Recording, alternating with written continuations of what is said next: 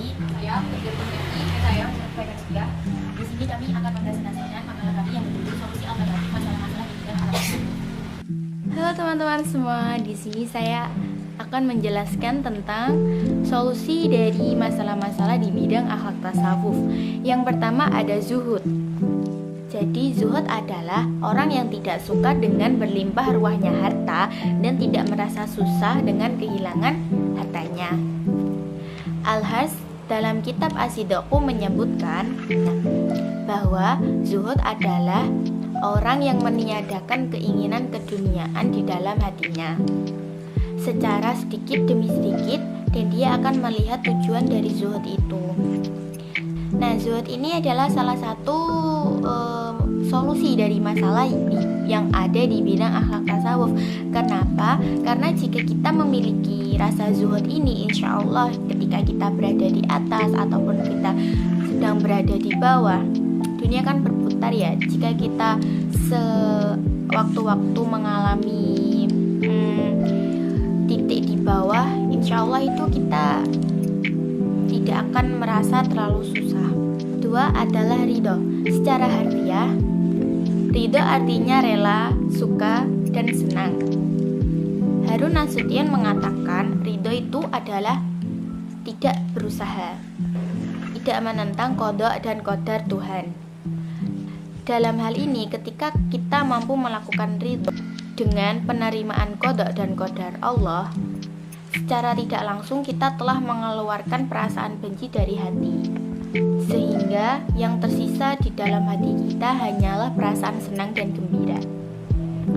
Nah, solusi dari masalah-masalah di bidang akhlak tasawuf adalah ridho. Karena jika kita memiliki rasa ridho terhadap apapun, insya Allah masalah yang kita hadapi akan terasa ringan. Ketiga yaitu qanaah. Qanaah adalah sifat menerima takdir Allah dengan lapang dada, yang merupakan satu dari nilai-nilai tasawuf yang juga begitu penting dalam pengaplikasiannya. Dalam keseharian kita, terkadang apa yang kita inginkan tidak sesuai dengan apa yang kita harapkan, dan kita perlu berlapang dada atas hal tersebut, karena sesungguhnya Allah menggagalkan rencana kita agar rencana tersebut tidak menghancurkan kita. Keempat yaitu tawakal. Tawakal sendiri adalah perasaan dari seorang mukmin dalam memandang alam, bahwa apa yang terdapat di dalamnya tidak akan luput dari tangan Allah, di mana di dalam hatinya digelar oleh Allah ketenangan, dan disinilah seorang muslim merasa tenang dengan Tuhannya. Setelah ia melaksanakan kewajiban-kewajiban yang diperintahkan oleh Allah, pada hakikatnya sebelum bentuk ketawakalan itu muncul, hal yang pertama kita lalui adalah ikhtiar. Akan tetapi, sering terlihat kekeliruan akan hal seperti ini. Banyak terkadang dari mereka yang berusaha sekuat tenaga untuk mendapatkan sesuatu tanpa melakukan proses tawakal setelah itu. Inilah yang membuat kita tak jarang menganggap semua yang dihasilkan hanya atas kerja keras pribadi, bukan bantuan atau campur tangan dari Tuhan. Maka dari itu tawakal sangat diperlukan. Berserah diri kepada Allah atas semua hal yang telah kita lakukan adalah solusi untuk kita bertawakal dan yakin akan itu semua adalah dari Allah.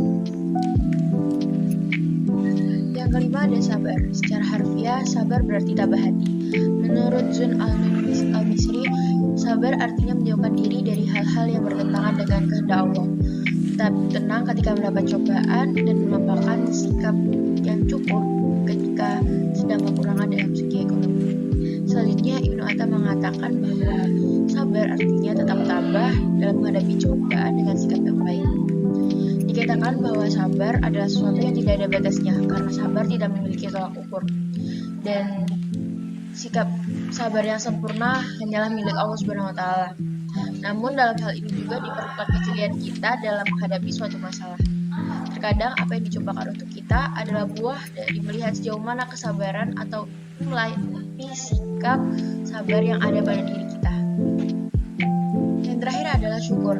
Menurut Haras, syukur dibagi menjadi 3, yaitu yang pertama, syukur dengan hati yang meliputi keyakinan bahwa segala nikmat berasal dari Allah Subhanahu wa taala dan bukan dari selainnya. Kemudian yang kedua adalah syukur dari lisan, yaitu dengan mengucapkan alhamdulillah atas segala nikmat yang telah diberikan olehnya. Kemudian yang terakhir adalah syukur dengan jasmani, di mana perwujudannya dilakukan dengan mempergunakan anggota tubuh kita yang telah diciptakannya dengan sebaik-baiknya bentuk dengan sebaik mungkin. Tetapi terkadang manusia juga lupa untuk mensyukuri nikmat tersebut. Padahal Allah telah memberikan banyak hal untuk kita syukuri. Jadi rasa syukur merupakan hal yang pasti dan wajib kita lakukan. Terima kasih telah menonton video kami. Kurang lebihnya kami mohon maaf. Wassalamualaikum warahmatullahi wabarakatuh.